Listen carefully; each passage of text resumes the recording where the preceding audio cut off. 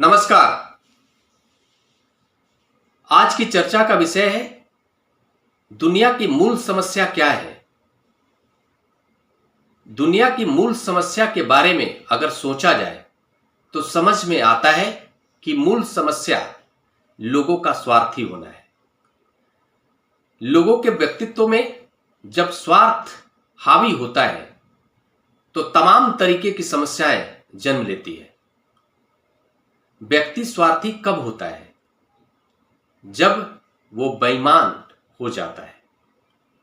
जैसे आज के तारीख में अगर देखा जाए तो विश्व लेवल पर सबसे बड़ी समस्या के रूप में धर्म का विवाद है, सीमा विवाद है और अर्थ का विवाद है।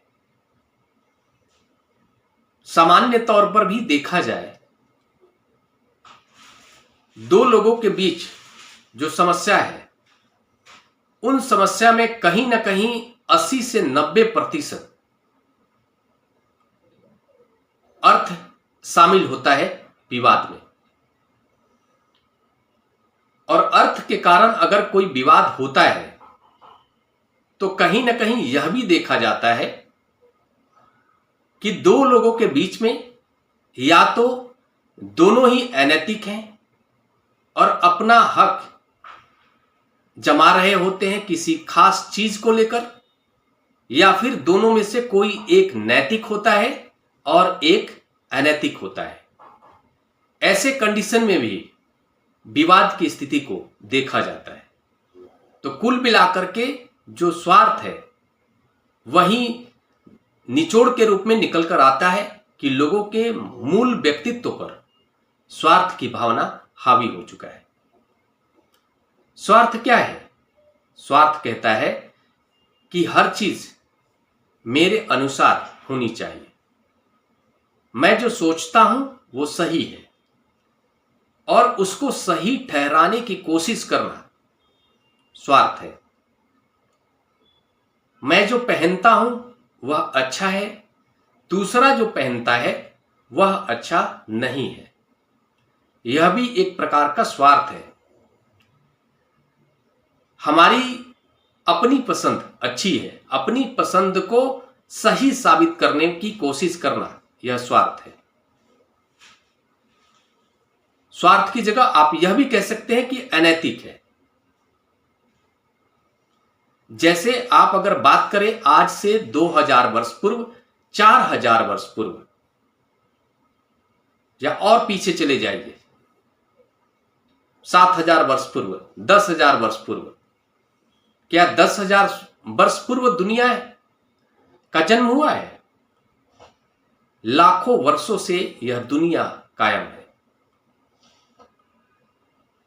लेकिन 10,000 वर्ष पूर्व जब लोगों के अंदर थोड़ी सी समझदारी आना शुरू हुआ तो लोग परिस्थितियों को समझने लगे और उस परिस्थितियों को समझने के बाद अपने हक में फैसला लेने लगे स्वार्थी होकर। जैसे आप सभी को क्या मालूम है कि 10,000 वर्ष पूर्व देश नाम की कोई चीज थी? राज्य नाम की कोई चीज थी? नहीं थी। यह देश नाम का कंसेप्ट इस प्रकार से आया, जो पूर्वज थे 10,000 वर्ष पूर्व के लोग, जिनके अंदर बुद्धि आया, बुद्धि आने के बाद लोगों के अंदर समझदारी आया कि अन्न को पकाकर खाना चाहिए, नदी के किनारे अच्छी फसल होती है, तब जाकर लोग नदी के किनारे रुकना शुरू कर दिया। जितने भी दुनिया के अंदर बसावट है,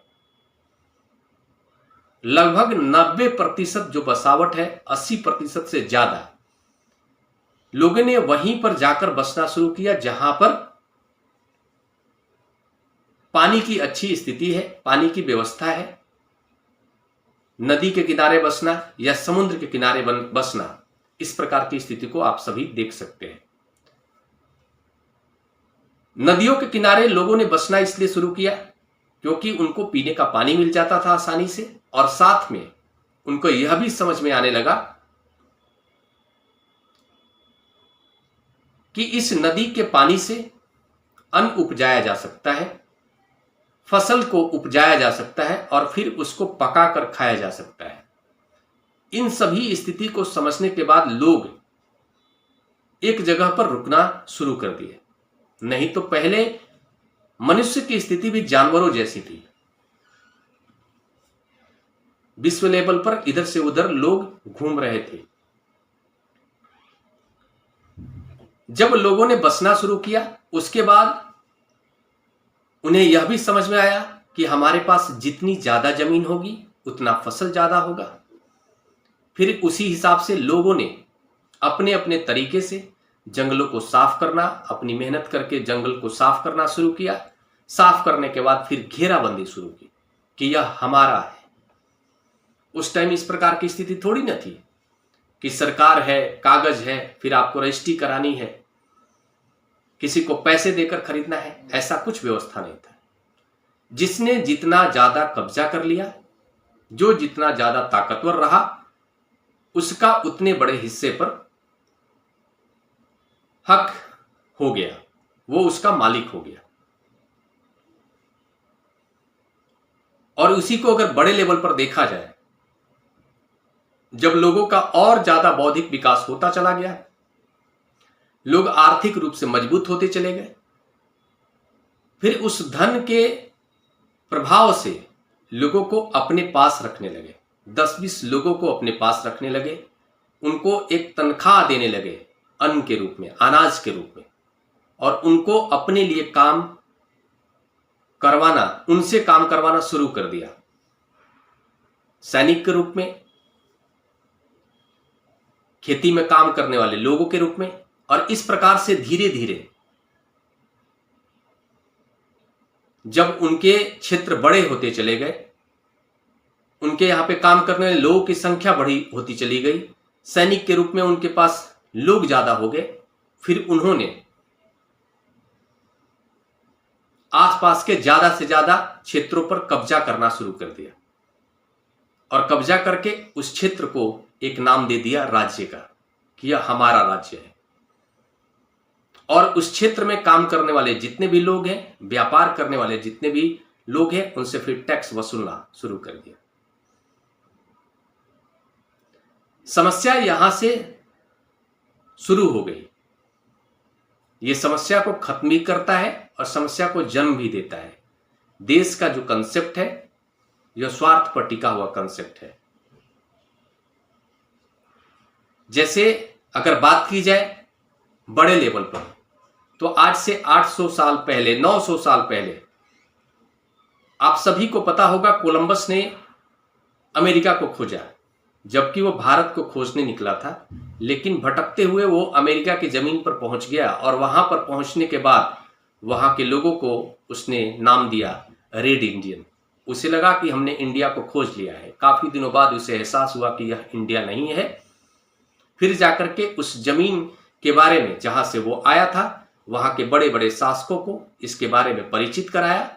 और फिर जब उस शासक को लगा कि उसका बहुत ही अच्छा इस्तेमाल किया जा सकता है, फिर वो अपने यहां से बड़े बड़े अमीर लोगों को, व्यापारी वर्ग के लोगों को, बड़े बड़े सक्षम लोगों को वहां पर भेजना शुरू किया। और वो बड़ी संख्या में गए, जिसको आज हम लोग कहते हैं USA, United states of America कहते हैं। उस जमीन पर उतरने के बाद वहां पर जाकर उन्होंने एक प्रकार से अपना कब्जा कर लिया, उसका विकास किया। विकास करने के बाद बैरियर लगा दिया कि भैया आप कोई भी यहां पर आएगा, उसको वीजा लेना होगा, टैक्स देना होगा, व्यापार करने के लिए टैक्स देना होगा। फिर जाकर के एक सैन्य व्यवस्था भी हो गई, एक देश के तौर पे उसका नाम भी रख दिया गया, सब कुछ हो गया। कुल मिलाकर यह सब कुछ अच्छा है। मैं ये नहीं कहता हूं कि जिसने उस जमीन का विकास किया उसका हक तो होना ही चाहिए, लेकिन इसके कारण स्थितियां कितनी प्रकार की समस्याओं को खड़ा करती है। जैसे आज के डेट में अगर देखा जाए तो पूरे दुनिया में सारे देशों के अगर सीमा बजट को अगर जोड़ दिया जाए तो मुझे लगता है कि उस सारे बजट को अगर मानव के विकास में लगा दिया जाए तो इस पूरी दुनिया के जितने भी भूख से मरने वाले जो लोग हैं वो नहीं मरेंगे। उनका जो विकास है उच्चतम स्तर पर हो जाएगा। एक प्रकार से देखा जाए तो जो जमीन है वो प्रकृति का धन है। जिस प्रकार से हमारा जो शरीर है पंच तत्व से बना हुआ है, हम ये कहेंगे कि उसमें से एक कहीं ना कहीं जमीन का बड़ा इन्वॉल्वमेंट होता है। अगर बात किया जाए, व्यक्ति को जीने के लिए जमीन चाहिए, व्यक्ति को जीने के लिए अन्न चाहिए। अन्न का मतलब सीधा जो है कि जमीन से संबंध है उसका। और हवा चाहिए, पानी चाहिए, सूर्य की रोशनी चाहिए। ये सभी जो चीजें हैं ये प्रकृति के संसाधन है। अगर कोई प्रकृति के संसाधन पर अपना कब्जा कर ले, कोई देश कब्जा कर ले और बाकी सभी देशों को उस संसाधन से वंचित कर दे, जैसे उदाहरण के तौर पर कहा जाए कि अगर सूर्य की रोशनी को ही कोई देश अपने टेक्नोलॉजी से, अपने बुद्धि से अगर उस पर नियंत्रण पाले और किसी को भी उसकी रोशनी नहीं दे, तो किस प्रकार की स्थिति वर्ल्ड लेवल पर खड़ी हो सकती है। हर व्यक्ति को प्रकृति के संसाधन को यूज करने का हक है। व्यक्ति का बुद्धि का मतलब यह होता है कि समाज में जो समस्याएं हैं उसको खत्म करने में उसका इस्तेमाल होना चाहिए। व्यक्ति के बुद्धि का मतलब है कि वो स्वार्थ से अपने आप को ऊंचा उठा ले। व्यक्ति की बुद्धि का मतलब है कि दो लोगों के बीच विवाद खत्म हो जाए। मैं यह मानता हूं कि दुनिया में विकास की उच्चतम स्थिति उसी दिन माना जाएगा जब इस दुनिया में किसी प्रकार का विवाद नहीं रह जाएगा। बुद्धिमान होने का उच्चतम रिजल्ट यही कहा जा सकता है कि समाज के अंदर हर समस्याएं दो लोगों के बीच की खत्म हो जाए। अगर बुद्धि होने के कारण कोई व्यक्ति बेईमान है तो यह बुद्धि के श्रेणी में नहीं लिया जा सकता है। इसको हम कह सकते हैं कि यह कुबुद्धि है, अज्ञान है। बुद्धि तो लोगों के मन के अंदर शांति को स्थापित करने के लिए होना चाहिए। वो कौन सी बुद्धि है जो दो लोगों के बीच अशांति की स्थिति को जन्म दे दे? ऐसे विकास का क्या मतलब है? जैसे दुनिया में अगर सबसे ज्यादा अभाव किसी चीज का है आज के दौर में, तो लोगों के अंदर ईमानदारी का अभाव है। जिस दिन दुनिया के सभी लोग ईमानदार हो जाएंगे तो मुझे नहीं लगता कि किसी भी प्रकार की समस्या जो आर्टिफिशियल है, जो लोगों के द्वारा जनरेट किया हुआ है, वो सारी समस्याएं खत्म हो जाएंगी। और ज्यादातर जो समस्याएं हैं प्रकृति से नहीं आती हैं, लोगों के द्वारा क्रिएट किए जाते हैं। जैसे आज के दौर में अगर बात किया जाए तो रसिया का यूक्रेन के साथ युद्ध हो रहा है। यह क्या है? यह बताता है कि कहीं ना कहीं दो लोगों के बीच में कोई एक तो गलत है या फिर दोनों गलत है।